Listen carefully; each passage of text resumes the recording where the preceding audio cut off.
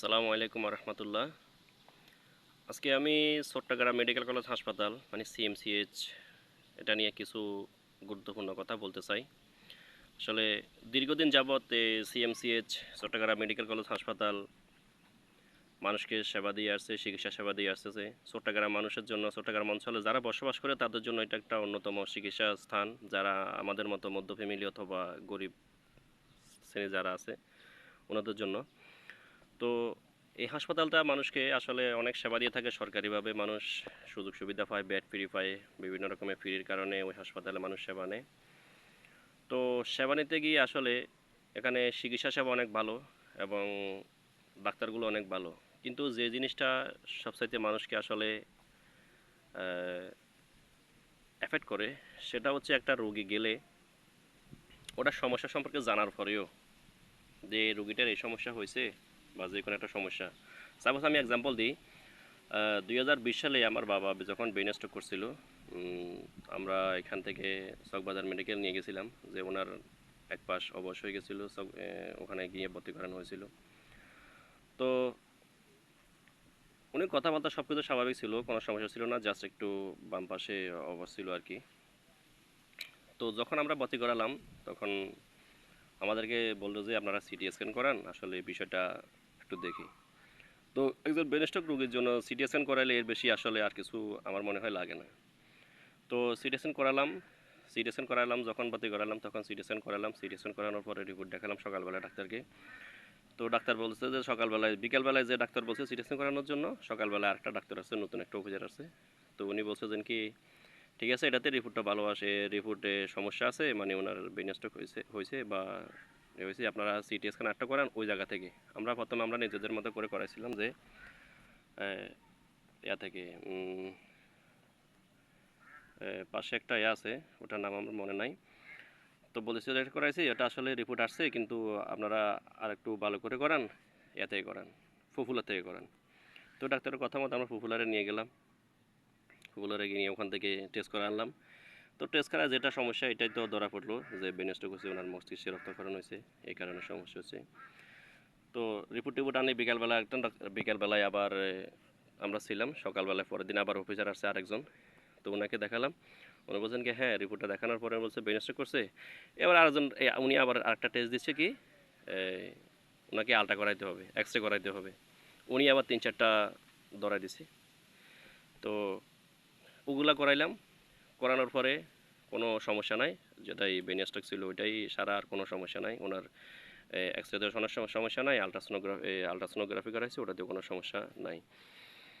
তো এর পরবর্তীতে উম, যে রিপোর্টগুলো দেখানো, ডাক্তারগুলো দেখানো হয়েছে, এরপরে বিকালবেলায় আরেকজন ভালো অফিসার আসছে।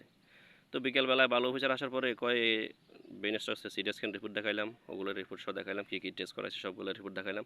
দেখার পর বলতে আচ্ছা ওনাকে এখন এমআরআই করাইতে হবে। বুঝতে পারছেন ব্যাপারটা? আসলে উনি বলছে এবার এমআরআই করাইতে হবে। ঠিক আছে, এমআরআই করাইলাম। করানোর পরে পরের দিন সকালবেলায় আর ওটা রিপোর্ট দিতে 2 দিন লাগে। তো 2 দিন পর রিপোর্ট ডাক্তারকে নিয়ে আসলাম, আমরা হাসপাতালেই আছি। তো ডাক্তার হিসেবে নার্স সেবা, আসলে নার্স সেবা ওনাদের অনেক ভালো। সকাল বিকাল যে কোনো মধ্যে নার্স 24 ঘন্টা ওখানে থাকে। তো নার্সিং সেবা ভালো ছিল, বা আমরা 2 দিন ছিলাম। 2 দিন পরে আবার ডাক্তার আসছে আরেকজন। প্রতিদিন তো ডাক্তার আসা যাবার পরে আছে, তার ভিতরে 2 দিন পরে রিপোর্ট আসার পরে আবার ডাক্তার দেখালাম। ডাক্তার বলছে এবার ডাক্তার দেখে এমআরআই করার পরে হ্যাঁ ওনার তো ব্রেন স্ট্রোক হয়েছে, এমনি আর কোনো সমস্যা দেখতে পাচ্ছি না।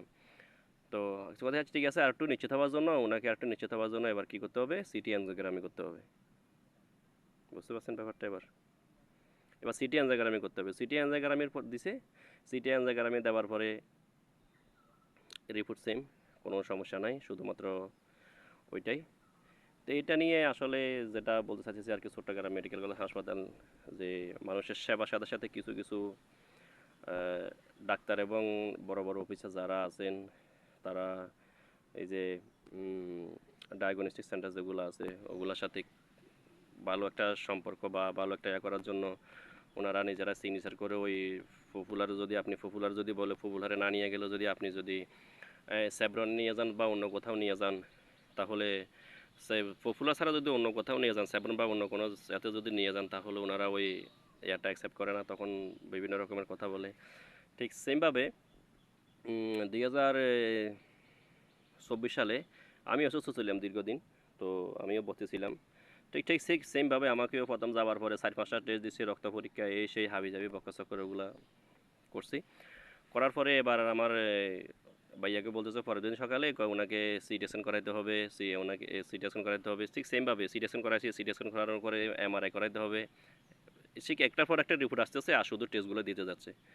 তো এই যে সমস্যাটা এই যে সমস্যাটা মানুষ এখানে যাচ্ছে সেবা নেওয়ার জন্য বা ভালো চিকিৎসা করার জন্য, সমস্যাটা জানার পরেও অতিরিক্ত যে টেস্ট, আসলে এটা কি বলবো, মানে বলার মতো না। এই কারণে চট্টগ্রাম মেডিকেল কলেজ হাসপাতালে মানুষের ভোগান্তিটা এই জন্য একটু বেশি। এই দিক থেকে ভোগান্তিটা বেশি, যদিও চিকিৎসাটা আছে, ওখানে ভালো ভালো ডাক্তার আছে, চিকিৎসাটা ভালো আছে, মানুষ বা সুস্থ হয়ে আসতেছে। আবার যাদের হায়াত নাই তারাও আবার মৃত্যুবরণও করতেছে, এরকমই হচ্ছে। তো যে জিনিসটা বলতে চাইতেছি এটা হচ্ছে আসলে চট্টগ্রাম মেডিকেল কলেজ হাসপাতালে যে ডাক্তারদের যে সিস্টেমটা চলে আসছে, যে ডায়াগনস্টিক সেন্টারের সাথে এই সামঞ্জস্যতা রাখে, যে ওনারা বারবার টেস্ট করে মানুষকে হয়রানি করতেছে। আসলে এই হয়রানিটা মানুষের সবার, যে গরিব দুঃখী যারা আমরা এখানে যাচ্ছি চট্টগ্রাম মেডিকেল কলেজ হাসপাতালে সেবা নেওয়ার জন্য, তারা আসলে এটা অনেকেই বহন করতে পারে কিনা ওটা আসলে ডাক্তারদের মাইন্ডে আসে না। তো এই জন্য বলবো, ভালো ডাক্তার দেখায় ভালো চিকিৎসা করান।